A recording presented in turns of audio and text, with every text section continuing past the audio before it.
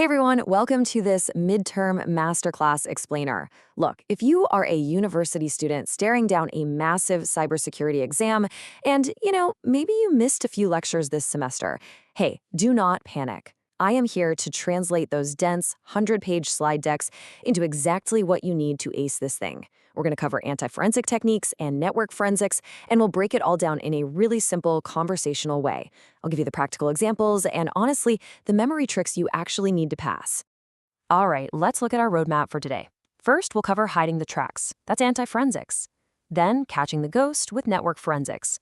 After that, we'll untangle logs and packets, dive into wireless attacks and CM, and finally, finish up with a midterm rapid-fire revision. So let's jump straight into part 1, hiding the tracks from the attacker's perspective. Right, so what exactly is anti-forensics? Basically, these are the tools and techniques attackers use to hide, modify, or completely destroy digital evidence. Think of a real-world thief breaking into a house, right?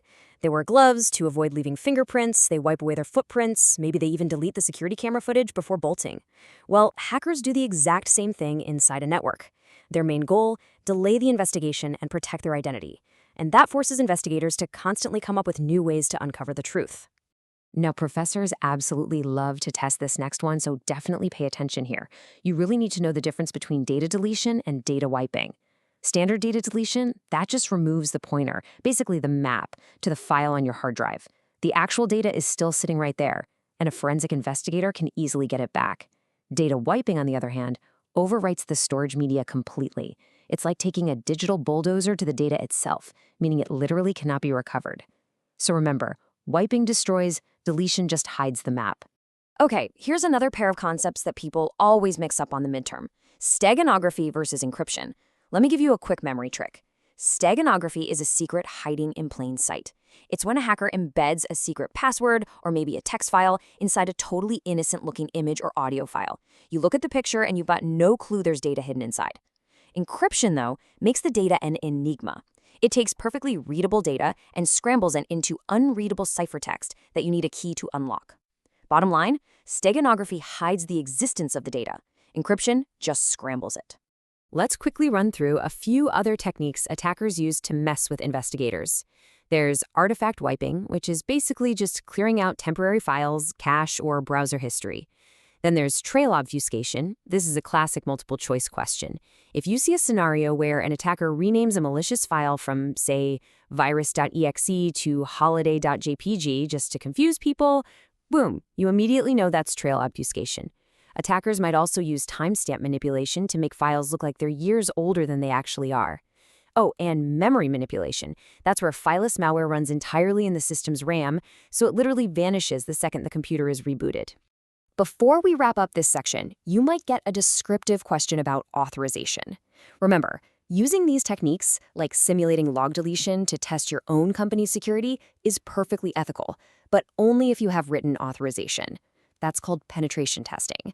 But if you use them to hide a crime, destroy digital evidence, or break the legal chain of custody, yeah, that's a fast track to fines, lawsuits, getting fired, or even jail time. Intent and authorization mean everything here. All right, moving on to Section 2, catching the ghost, network forensics, which is the investigator's countermove. So network forensics is a specialized branch of digital forensics. It's totally focused on capturing, recording, and analyzing network traffic to spot cyber incidents or data breaches. Imagine a university network, right? Let's say a student hacks into the exam server and downloads stolen question papers. The network admin isn't just going to look at the server. They're going to analyze IP addresses, login records, and traffic logs to figure out the exact time of the attack, the method they used, and basically catch that student red-handed. Don't get these too twisted on the test. Digital forensics usually refers to analyzing evidence stored locally on physical devices. Like pulling deleted files off a confiscated laptop or smartphone. Network forensics, though, is super dynamic. It's the active monitoring and analysis of data packets that are traveling over a network right now. Basically, digital forensics looks at the static hard drive. Network forensics catches the data while it's actively zipping through the cables and the airwaves. If you get a short answer question asking for the network traffic investigation process, you're going to want to memorize these exact 5 steps. Step 1, capture the network packets using a tool like Wireshark. Step 2, examine those packet details. Look at source and destination IPs and ports, though. To be fair, modern encryption can make this pretty tricky. Step 3, identify suspicious activities, like huge file transfers or port scanning. Step 4, correlate those findings by comparing the network traffic with your server and firewall logs. And finally, step 5, report. Document exactly what happened and recommend how to stop it from happening again. So that's capture, examine, identify, correlate, report. Okay, section 3, untangling logs and packets and connecting the dots.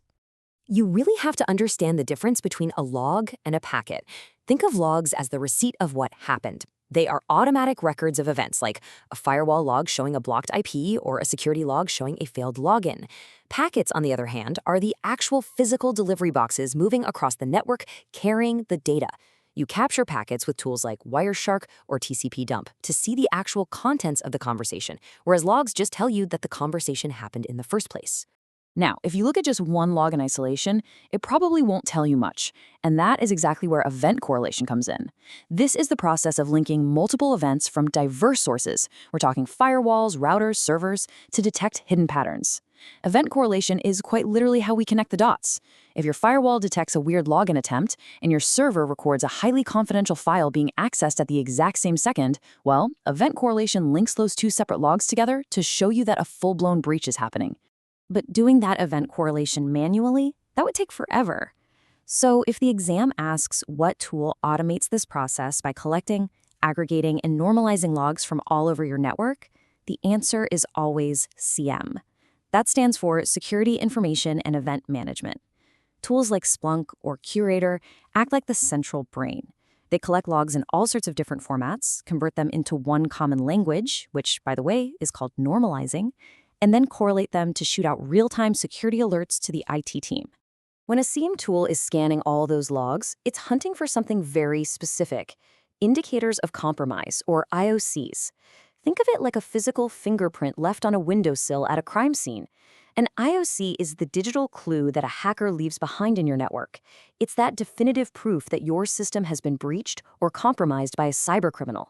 Take a mental screenshot of these 4 indicators right now, because recognizing them is guaranteed high-yield exam material. If you see repeated connections to a known malicious IP address, that's a suspicious IP IOC. If you spot massive amounts of data leaving your network heading to an unknown destination, that is data exfiltration. They are literally stealing your files. Abnormally large DNS queries point to DNS tunneling. And seeing someone access unusual ports, like, say, remote desktop protocol on port 3389 from outside the network, that is a massive red flag.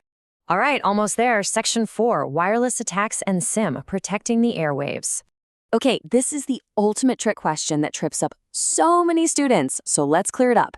You have to know the exact difference between a rogue access point and an evil twin attack. A rogue AP is a fake Wi-Fi hotspot set up with a similar, tempting name, like College Wi-Fi Free, just hoping students accidentally connect so the attacker can steal their passwords. An evil twin attack, however, uses the exact same name, the exact same SSID as the legitimate network. The evil twin clones the original network perfectly so it can intercept data completely silently. Just remember, similar name equals rogue AP, exact same name equals evil twin. Here is a super quick recap on 3 other common wireless attacks you might need to identify. MAC spoofing is when an attacker changes their device's physical MAC address to impersonate a trusted laptop, which lets them bypass security filters. A DOS, or denial of service attack, is when they just flood the wireless network with so much malicious traffic that the Wi-Fi becomes insanely slow or even totally unusable for legitimate students. And packet sniffing is when the attacker sits there quietly with an analyzer tool, just grabbing packets out of the air on a public Wi-Fi network to monitor unencrypted communications. And finally, Section 5, time for the midterm rapid-fire revision, your ultimate cheat sheet.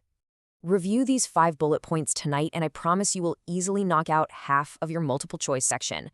Number 1, data wiping overwrites and destroys data completely. Deletion just removes the pointer. Number 2, steganography hides the secret in plain sight. Encryption scrambles it into ciphertext. Number 3, Wireshark is your go-to tool to capture packets. CM tools like Splunk are used to correlate logs.